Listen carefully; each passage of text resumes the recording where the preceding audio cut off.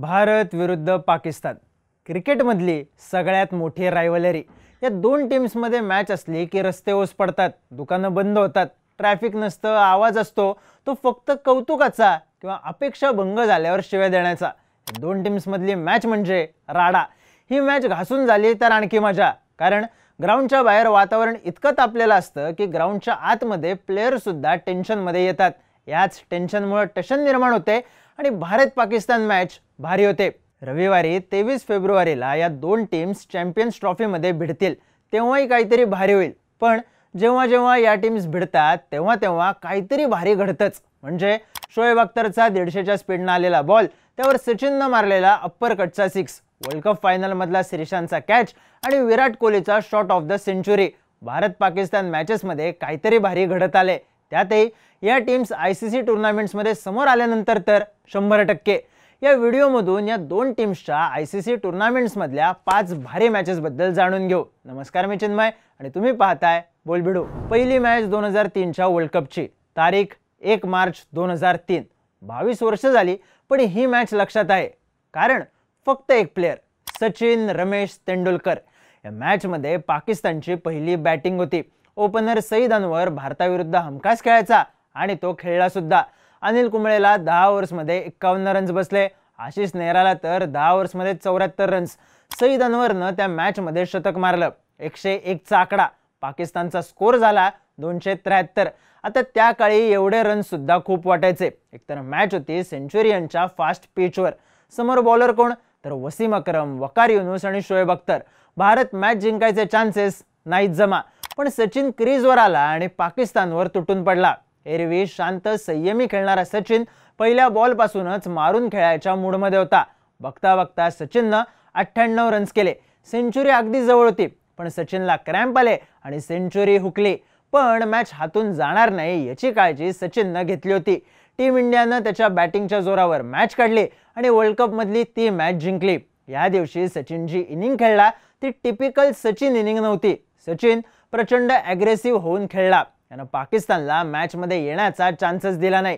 त्यातही सतत बाउन्सर टाकणाऱ्या शोएब अख्तरला त्यानं अप्पर कटचा जो काही 6 मारला, तो 6 ना सेहवाग विसरलाय ना अख्तर।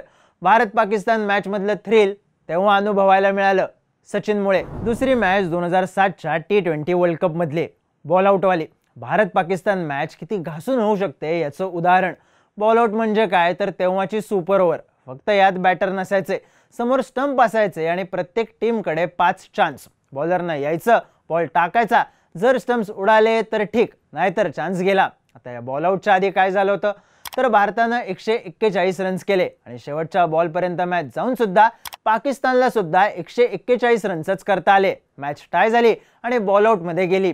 तेव्हा टीम इंडियाला पहिला बॉल टाकायचा होता। इरफान पठाणनं त्या मॅचमध्ये 2 विकेट्स घेतल्या होत्या, त्यामुळे तोच भारतासाठी पहिला बॉल टाकायला येईल असं वाटत होतं। पण कॅप्टन धोनीचं डोकं वेगळं चालायचं। धोनीनं वीरेंद्र सेहवागला पहिला चान्स दिला। सेहवाग आला आणि त्यानं थेट स्टंपवर बॉल टाकला। पाकिस्तानकडून पहिला बॉल टाकायला आला यासिर अराफत, त्याचा बॉल मिस झाला। भारत 1-0 पुढं। भारताकडून दुसरा बॉल टाकायला आला हरभजन सिंग, भज्जीनं पण डायरेक्ट स्टंप उडवला। आता पाकिस्तानच्या प्लेयर्सवर प्रेशर होतं। पाकिस्तानकडून दुसरा बॉल टाकायला आला उमर गुल, त्यानं पण स्टंप मिस केला।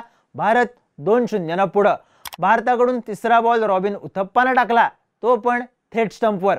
मग पाकिस्तानकडून शाहिद आफ्रिदीनं तिसरा बॉल टाकला, तो पण मिस झाला। भारतानं बॉल आउट जिंकलं आणि मॅच सुद्धा। त्यावेळी टोपी काढून पब्लिकला अभिवादन करणारा रॉबिन उथप्पा मात्र सगळ्यांच्याच लक्षात राहिला। तिसरी मॅच 2007च्याच T20 वर्ल्ड कपची फायनल। बॉल आउटमध्ये पाकिस्तानला हरवल्यामुळे टीम इंडिया निवांत होती, पण पहिली मॅच घासून झाल्यानं थोडं टेन्शन होतंच। भारताची पहिली बॅटिंग होती। गौतम गंभीरनं 54 बॉलमध्ये 75 रन्स मारले। शेवटच्या ओव्हर्समध्ये रोहित शर्मानं फक्त 16 बॉलमध्ये 30 रन्स मारले। या दोघांमुळे भारताचा स्कोर झाला 157 रन्स। पाकिस्ताननं सुद्धा खतरनाक फाईट दिली। मॅच अगदी शेवटच्या ओव्हरपर्यंत गेली। शेवटच्या ओव्हरमध्ये पाकिस्तानला जिंकण्यासाठी 13 रन्स पाहिजे होते, पण हातात विकेट होती फक्त एक। आरपी सिंग, श्रीशांत, इरफान सगळ्यांच्या 4-4 ओव्हर संपल्या होत्या, त्यामुळे धोनी भज्जीला ओव्हर देईल अशी शक्यता होती। पण त्यानं बॉलिंग दिली नवख्या जोगिंदर शर्माला। मिसबा उलक अजूनही बॅटिंग करत होता, त्यानं 37 रन्स मारलेले. त्यात जोगिंदर शर्मानं पहिला बॉल टाकला, वाईड गेला. आता 6 बॉलमध्ये 12 रन. मिसबानं पुढचा बॉल डॉट खेळला, 5 बॉलमध्ये 12 रन्स. पुढच्या बॉलवर मिसबानं 6 मारला आणि प्रेशर भारतावर आलं, कारण पाकिस्तानला वर्ल्ड कप जिंकायला 4 बॉलमध्ये फक्त 6 रन हवे होते. जोगिंदरला शेवटची ओव्हर देऊन धोनीनं चूक केली असं सगळ्यांना वाटत होतं, पण पुढच्या बॉलवर मिसबानं स्कूप मारला, बॉल हवेत गेला आणि रवी शास्त्रीचा up in there, Sreesanth takes it, India win हा आवाज घुमला आणि प्रचंड घासून झालेली वर्ल्ड कप फायनल टीम इंडियाने जिंकली, पाकिस्तानला हरवून. चौथी मॅच 2017च्या चॅम्पियन्स ट्रॉफीची फायनल. भारतीय फॅन्सला ठरवूनही विसरता येत नाही अशी मॅच. इंग्लंडमध्ये झालेल्या स्पर्धेत भारतीय टीम खुंखार फॉर्ममध्ये होती. भारतानं पाकिस्तानलाही 124 रन्सनं हरवलं होतं, त्यामुळे फायनलला मजा येणार होती. या मॅचमध्ये भारतानं पहिली बॉलिंग घेतली, पण हा निर्णय चुकीचा ठरला. पाकिस्तानकडून ओपनर फकर जमाननं सेंचुरी केली. पाकिस्ताननं 338 रन्स मारले, तरी पण टीम इंडिया मॅच काढेल असंच वाटत होतं, पण टीम 158 रन्सवरच ऑल आउट झाली. रोहित शर्मा 0, विराट कोहली 5, धोनी 4. भारताचे सगळेच बॅटर फ्लॉप झाले. भारताकडून फक्त हार्दिक पंड्यानं फाईट दिली. त्यानं 43 बॉलमध्ये 76 रन्स मारले, 4 4 मारल्या, 6 6 मारले. जडेजाला सोबत घेऊन हार्दिक मॅच काढेल याची शक्यता वाढली होती, पण जडेजानं चुकीचा कॉल दिला आणि हार्दिक रनआउट झाला. हार्दिक गेला आणि मग मॅच सुद्धा. मोहम्मद आमिरनं फक्त 16 रन्स देऊन 3 विकेट्स काढल्या. हार्दिकचा रनआउट टीम इंडियाला महाग पडला. पाकिस्तान टॉप 4 मध्ये आली तरी लय झालं असं वाटत असताना पाकिस्तान फायनलपर्यंत आली आणि टीम इंडियाला हरवत त्यांनी ट्रॉफी सुद्धा नेली.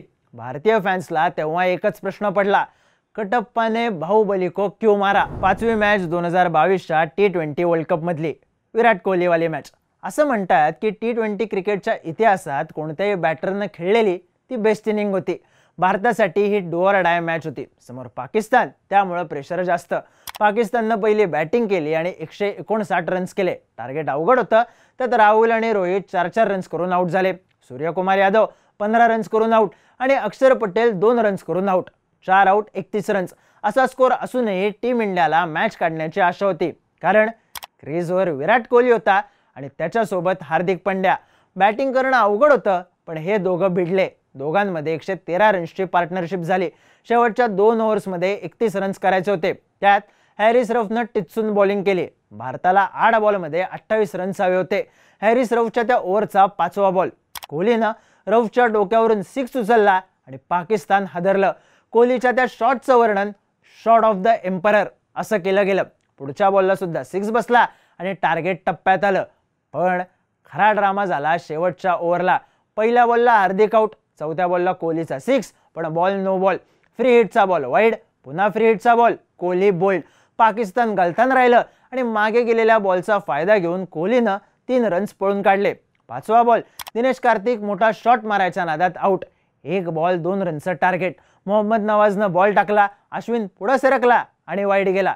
1 बॉल 1 रन आणि मग अश्विनचा पद्धतशीर फिनिश. भारतानं जिंकलेली मॅच जी लक्षात राहिली कोहलीच्या आयकॉनिक शॉटमुळे, अश्विननं टायमिंगवर सोडलेल्या त्या वाईड बॉलमुळे. या 5 मॅचेस व्यतिरिक्तही भारत पाकिस्तान ICC ट्रॉफीमध्ये अनेकदा समोर आले. प्रत्येक वेळी मॅच घासून झाली नाही, पण भारी मात्र झाली. आता यंदाच्या चॅम्पियन्स ट्रॉफीमधली मॅच आयकॉनिक होणार की नाही? तुमची आवडती भारत पाकिस्तान मॅच कुठली? तुमची मतं आणि प्रतिक्रिया कमेंट्समध्ये सांगा आणि चॅम्पियन्स ट्रॉफीबद्दलचे व्हिडिओज पाहण्यासाठी बोलबेडूच्या YouTube चॅनलला सबस्क्राईब करायला विसरू नका.